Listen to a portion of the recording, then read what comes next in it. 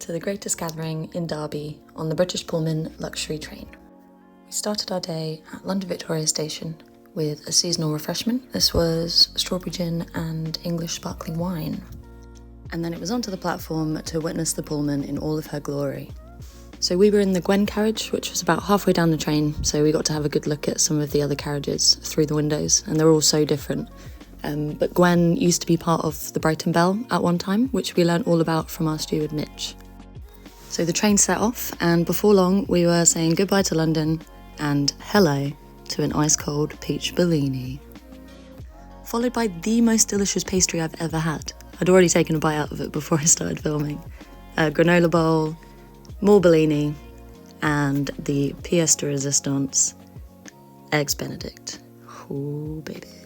And so with full bellies, we were invited out onto the platform at Kettering Station to witness the arrival of the Flying Scotsman, which was attached to the British Pullman, and that's how we arrived into Derby, which was very exciting. It made us feel like VIPs. The festival itself was so impressive. I can't even imagine the work that would have gone into organising this, and it was massive. We were there for a good few hours and definitely didn't see everything.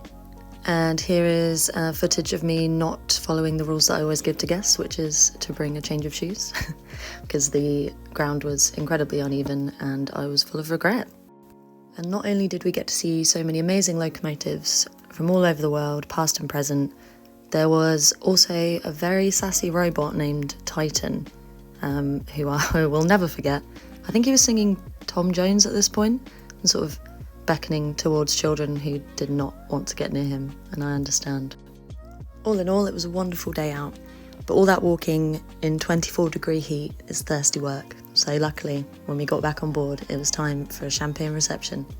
The train was moving pretty quickly at this point, so shout out to the stewards for pouring champagne, wine, and even hot soup and not spilling a single drop. The first course was a whipped goat's cheese and beetroot tart, which was as delicious as it was attractive, followed by once again the most delicious bread I've ever had in my entire life.